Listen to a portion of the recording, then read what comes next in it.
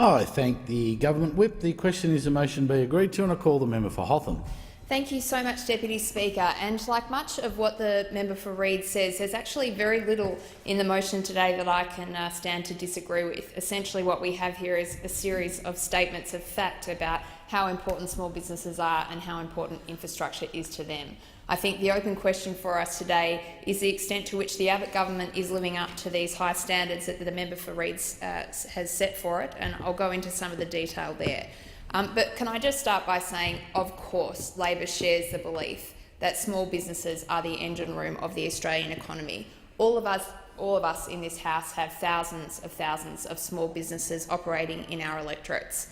In my electorate of Hotham, we've got more than 5,000 businesses operating, from accountants to grocery stores, online retailers to small manufacturers. These are the people that keep our local community in Hotham humming. At a national level, we're all familiar with the statistics. We know that there are more than 2 million small and medium enterprises that are actively trading today, and that those organisations employ more than half of Australians who work today. Now, these numbers are definitely worth celebrating. They're an indicator of the inventiveness and the creativity of all of the Australians out there. Small businesses are about people in Australia, normal people who have a great idea and have some get up and go. It's about ordinary working people owning capital, and I can say, Deputy Speaker, that there's nothing that is more consistent with Labor's vision for the Australian economy than supporting these small businesses and helping them to be as large and as successful as they can be. Now, critically, we don't just talk the talk on small business, we walk the walk. And we have a very proud record, specifically in this area of small business policy. And I'll go through some of those key reforms, but I want to leave those remarks to the end, because the central thrust of the discussion that the member for Reid has instigated today is about infrastructure. And, Deputy Speaker, I say this with great respect to my good friend, the member for Reid, that if he is wanting to go after Labor in a policy area, then he is barking up the wrong tree by picking infrastructure. We are so proud of our record on infrastructure under the Rudd and Gillard governments. We're happy to defend that record in this parliament or in any forum that the member for Reid may choose.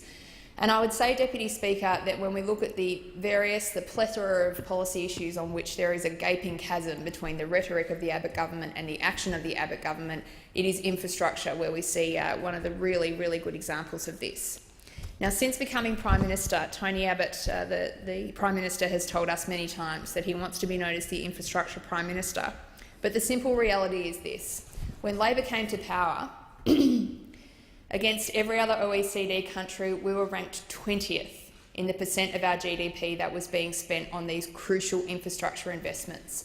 And when Labor left office in 2013, we were ranked first out of every OECD country.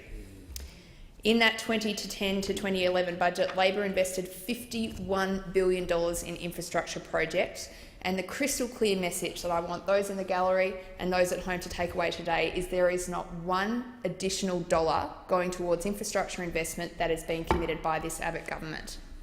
Now, recently the Prime Minister conducted this charade tour around Australia where he said about re-announcing a series of projects that Labor announced and Labor planned and Labor funded. Now, our guy, the member for Grayndler, who many in this country would say is the best infrastructure minister we have ever had in Australia, has called this the magical infrastructure re-announcement tour. And it's not just Labor people who are pointing out this big chasm between the rhetoric and the reality. I won't go through the quotes, but there's a terrific little article in the Australian newspaper by Peter Van Onselen, who is, of course, a Liberal Party commentator, who says that really this is an area where the coalition has neglected infrastructure, government after government, and it's been Labor that have been the ones to invest in this important area. Now, of course, it wasn't just about dollars, what we did on infrastructure, Deputy Speaker. It was about the way that we put really good, robust parameters around infrastructure investment. So under Labor, no more did these infrastructure projects get funded based on what was most politically expedient, but this was about what fitted the policy objectives and what was going to deliver the best for the Australian economy. Now, Deputy Speaker, Labor is not just the party of infrastructure, we're also the party of small business. Some of the highlights of the things that we did when we were in government: we were the first Australian government, I think, to bring small business into the Cabinet. What an obvious move to get that voice around the Cabinet table. We brought small business onto the COAG agenda. There were some significant changes to the tax system which saw small businesses benefit in particular.